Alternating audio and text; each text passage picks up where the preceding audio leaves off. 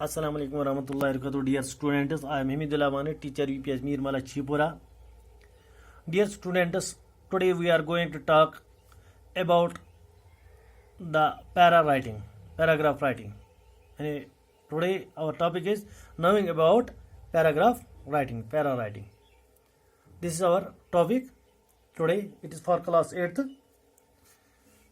How to write paragraph, how to write a sentence. Let's start. Paragraph means a group of sentence. Paragraphs متعلق چھِ اَسہِ آز زانُن یعنی آج ہمیں جاننا ہے پیراگراف رائٹنگ یعنی پیراگراف جو ہم چھوڑتے ہیں کبھی کبھار ہمیں مضمون لکھنا پڑتا ہے پھر ہم بیچ میں ایک پیراگراف چھوڑتے ہیں پیراگراف پر ہم لکھنا شروع کرتے ہیں. فار ایگزامپل یہاں پر آپ دیکھ سکتے ہیں اس طرح ہم لکھتے ہیں پھر پیراگراف. یہاں پر یہ پیراگراف نہیں ہے مگر اسی طرح ہم تھوڑی سی سطر چھوڑ کر آگے ہم لکھنا شروع کرتے ہیں یعنی دوسرا پیراگراف شروع کرتے ہیں تو اسی کو کہتے ہیں پیراگراف. پیراگراف رائٹنگ کیا ہوتی ہے؟ Paragraph means a group of sentence. Paragraph کا مطلب یہ ہے کہ گروپ آف سینٹینس، بہت سارے سینٹینس اس میں ایک پیراگراف میں ہوتے ہیں، ایک ہی سینٹینس کا نہیں ہوتا ہے. اور مور دین ون سینٹینس یا ایک سے زیادہ سینٹینس جس میں ہوں گے ایک سے علاوہ یعنی 2 سینٹینس کا بھی پیراگراف بن سکتا ہے، 3 کا بھی، 4 کا بھی، 5 کا. پیراگراف سینٹینس کیا ہوتا ہے؟ گروپ آف ورڈس یعنی پیراگراف اور سینٹینس اور ورڈس میں فرق ہے. سینٹینس ہوتا ہے پورا جملہ، ورڈ ہو گیا کوئی ایک ورڈ، ٹھیک ہے، کوئی ایک الفاظ. which deals with one idea. اور پیراگراف سینٹینس میں کیا ہوتا ہے؟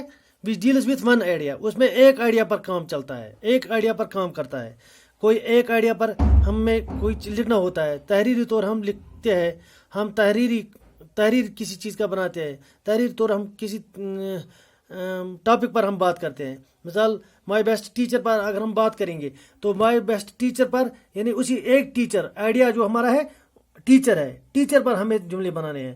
ہمیں سارے کے سارے جملے ٹیچر کے ارد گرد ہی بنانے ہیں یعنی ٹیچر پر ہی ہمیں جملے بنانے ہیں. ٹیچر کس قسم کا ہے، کون سا ٹیچر ہے، کیا پڑھاتا ہے، کہاں رہتا ہے، اس کی سادگی کتنی ہے، یہ کون سا ڈریس پہنتا ہے، یہ کون سا سبجیکٹ ہمیں پڑھاتا ہے. یہ which deals with one idea یعنی ایک آئیڈیا پر اور ٹاپک یعنی ایک ہی topic per.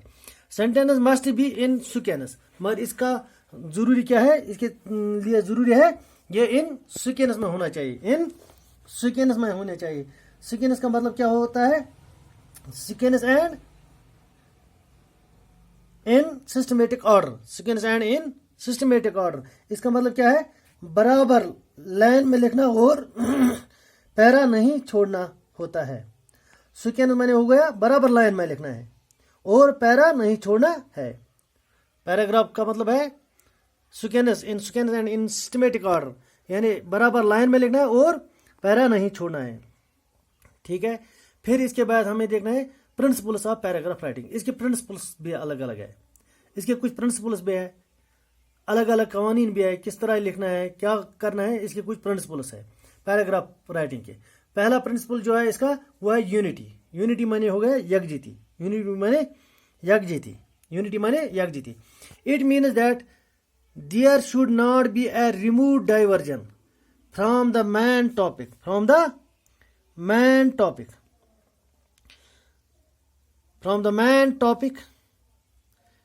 which you have chosen should always remain in touch with your writing.